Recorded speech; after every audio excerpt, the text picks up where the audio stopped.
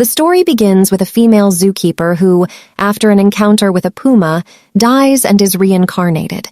However, instead of becoming a princess or a human with exceptional abilities, she is reborn as a crow. Shortly after, she comes across an injured man running from a band of orcs.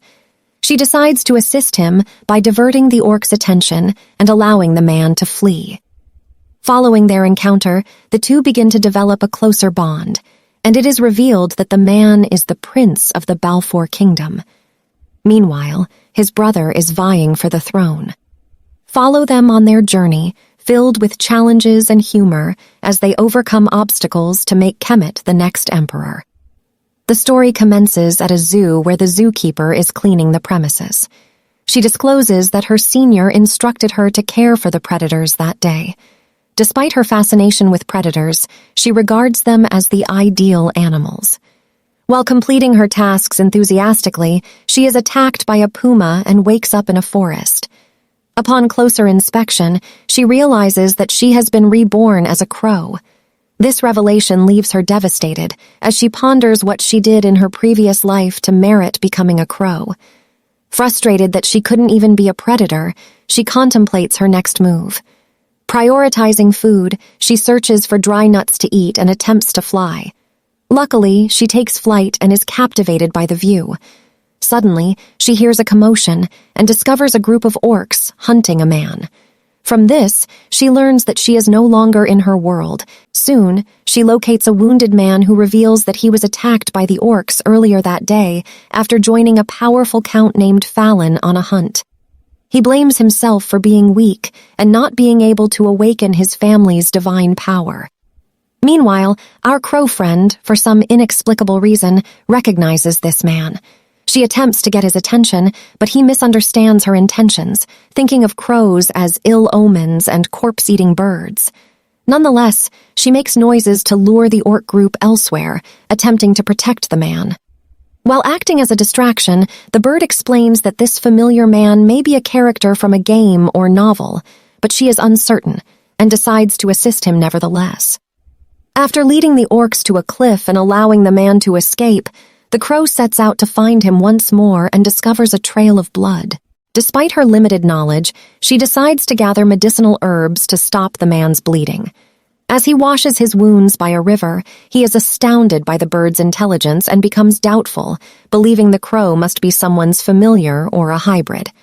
Nevertheless, his suspicions are eventually cleared through the process of elimination. Still, he wonders why the bird is aiding him. After several encounters, the two develop a mutual bond, and the man bestows a name upon the crow, Reinal. This fills her with joy while the man is grateful for her assistance. The man is eventually revealed to be the prince of the Balfour Kingdom.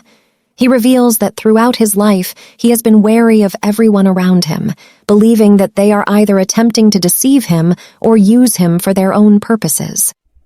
Being with Reinal brings him a sense of calm that he has not experienced before, and he finds himself reluctant to return to the imperial palace. Instead, he wants to live with the crow.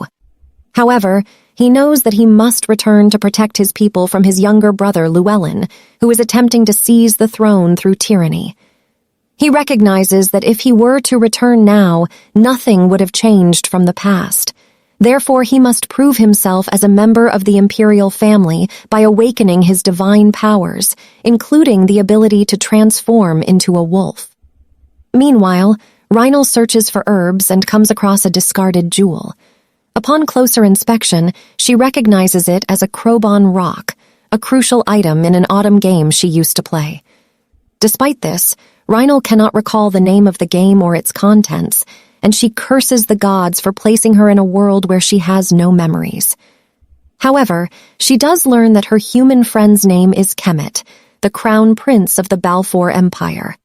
Additionally, she remembers that Kemet struggles to awaken his power and gives him the Crowban rock to assist him in unlocking his potential. Despite the possibility of death due to the fruit's overwhelming power, Kemet ingests it and begins to glow. Unfortunately, this attracts unwanted attention from wolves and humans, and they begin to approach. Reinal, unwilling to abandon her friend, decides to protect him until his awakening is complete. Kemet, in the meantime, is enduring excruciating pain. He feels that the pain is enough to make him wish for death. Memories of all the knights who gave their lives to protect him rush through his mind, and he vows to keep going to honor their sacrifice. Eventually, he achieves his goal and transforms, finding Reinal bravely fighting off the attackers despite being wounded. After quickly defeating the wolf humans, Kemet praises the bird for holding out so long and takes her to a trusted ally. There, Reinal wakes up and feels completely healed. She also finds herself in the mansion of a knight who is loyal to Kemet. Upon awakening, Kemet embraces her tightly, expressing his worry for Reinal. She, being a hopeless romantic, blushes upon hearing such words from a handsome prince. Kemet thanks Reinal for saving his life multiple times. Suddenly, Galanos, the trusted knight, enters the room. He greets the prince, but soon expresses his remorse for not aiding Kemet when he needed it.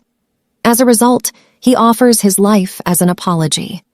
Upon seeing Galanos about to take his own life, Kemet immediately intervenes and stops him.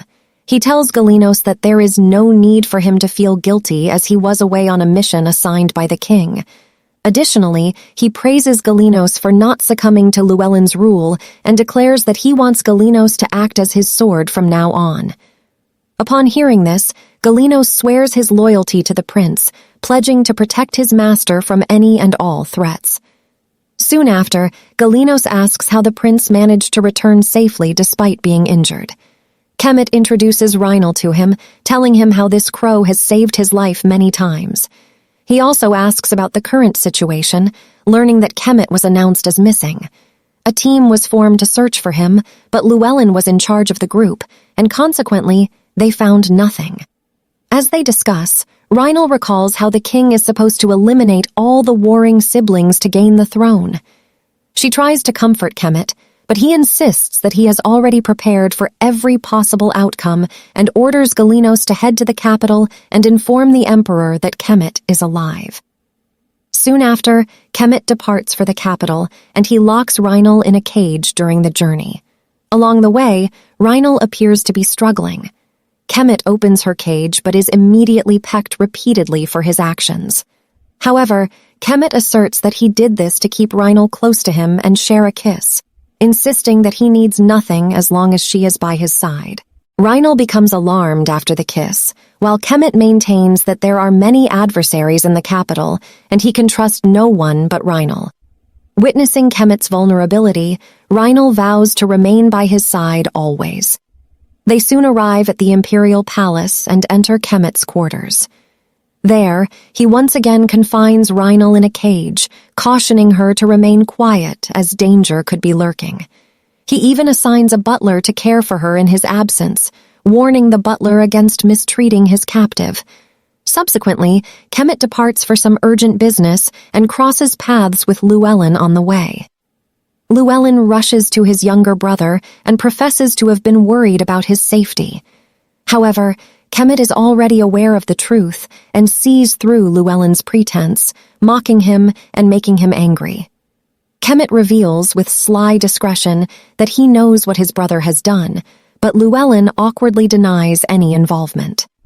Kemet then goes on to explain that despite Llewellyn awakening his divine powers early and receiving support from the nobles as a result, he made no effort to develop himself further and was therefore raised as a spoiled child.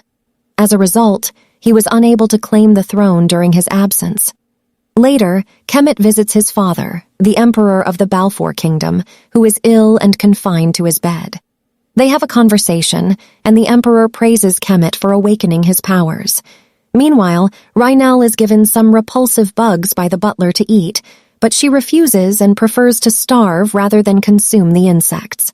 However, as her hunger intensifies, she struggles to find justifications for eating the bugs. Nevertheless, she perseveres until Kemet returns from his meeting with the king and provides her with fruits and raw meat to eat. Afterward, he presents her with a box full of jewels as a token of his gratitude for helping him return to the palace. Grateful for the gift, she opts to offer Kemet a gem, and he embraces her, promising to designate crows as the national avian symbol when he ascends to the throne. On a later day, Reinel decides to venture out of Kemet's chamber and soar into the palace garden. Kemet joins her, but their joy is interrupted by Llewellyn's interference. Nonetheless, it appears that there is a mutual hostility between Kemet and Llewellyn. If you guys are eager for part 2, I kindly request that you leave a comment in the comments box. Your feedback and support are greatly appreciated, and it will inspire me to create the next part exclusively for you guys.